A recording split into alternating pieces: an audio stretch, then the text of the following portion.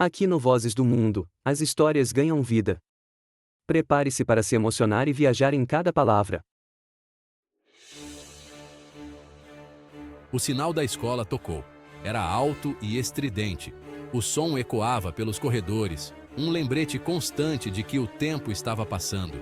Léo ainda não estava em sua carteira. Estava atrasado de novo. Ele correu pelo corredor, o coração batendo rápido, tentando não pensar nas consequências. Suas pequenas pernas o carregavam o mais rápido que podiam. Ele podia sentir o suor escorrendo pela testa, mas não podia parar. Ele entrou na sala esbaforido, tentando recuperar o fôlego. A sala estava em silêncio, e ele sabia que todos estavam olhando para ele. Todos os olhos se voltaram para ele. Ele podia sentir o peso dos olhares, cada um deles uma lembrança de seu atraso. O coração de Léo martelava no peito. Ele odiava estar atrasado. Odiava a sensação de ser o centro das atenções por um motivo tão embaraçoso. Odiava o jeito como todos olhavam para ele. Cada olhar parecia uma acusação silenciosa. Um lembrete de que ele havia falhado mais uma vez. Odiava a expressão de decepção no rosto da professora Thompson. Ela não precisava dizer nada. Seu olhar dizia tudo. Ele murmurou um pedido de desculpas e correu para o seu lugar. Sentou-se, tentando se concentrar na aula, mas a vergonha ainda queimava em seu rosto.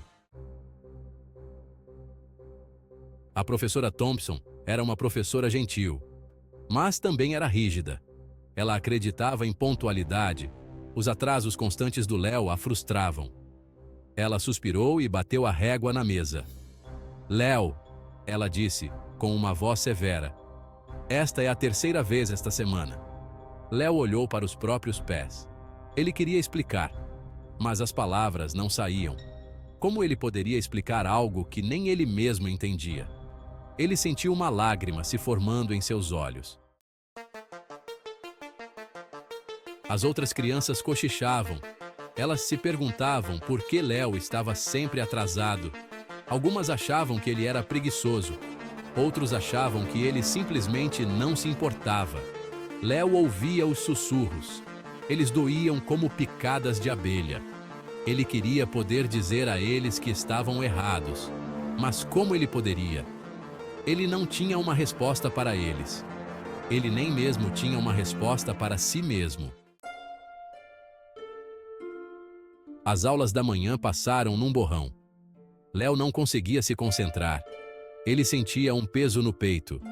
Era mais pesado que uma pedra. Isso tornava difícil respirar. Ele só queria ir para casa. Ele queria dormir. Talvez quando ele acordasse, tudo seria diferente. Talvez ele não se atrasaria mais. Talvez os sussurros parassem. Seção 5. Prato vazio. Estômago vazio. A hora do almoço finalmente chegou. O refeitório estava cheio de vozes e risos. O som de bandejas batendo e talheres tilintando. Léo caminhou lentamente para o refeitório. Cada passo parecia mais pesado que o anterior. Ele não estava com fome. Na verdade, não. O cheiro da comida não despertava seu apetite. Mas ele sabia que tinha que comer. Ele pegou o garfo com relutância, tentando se convencer a dar uma mordida. Ele se sentou sozinho, mexendo na comida. Seus amigos estavam ocupados conversando e rindo, mas ele não conseguia se juntar a eles. Seu estômago roncou, mas ele não conseguia comer. A sensação de vazio era mais do que física. Ele pensou em seu prato vazio no café da manhã. A imagem de um prato vazio parecia assombrá-lo. Sua família não tinha muita comida. A geladeira quase vazia e a despensa esparsa eram um lembrete constante. Seu pai havia perdido o emprego. A expressão preocupada no rosto de seu pai era difícil de ignorar. Sua mãe estava tentando encontrar trabalho. Ela passava horas preenchendo formulários e participando de entrevistas. Ele sabia que eles estavam preocupados. As conversas em voz baixa entre seus pais eram frequentes. Ele não queria preocupá-los também. Léo decidiu que precisava ser forte pelo bem de sua família. Ele sorriu bravamente, tentando esconder sua própria preocupação. Seção 6. A velhinha e os pássaros. Depois da escola, Léo foi para casa andando lentamente. Ele sempre fazia o caminho mais longo. Era um caminho secreto. Ele levava a um pequeno parque. Uma velhinha sentava num banco todos os dias. Ela alimentava os pássaros. Léo gostava de observar os pássaros voando ao redor dela. Eles pareciam tão felizes e despreocupados. Ele invejava a liberdade deles.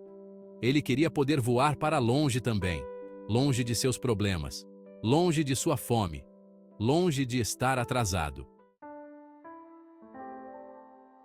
Seção 7. Um segredo compartilhado.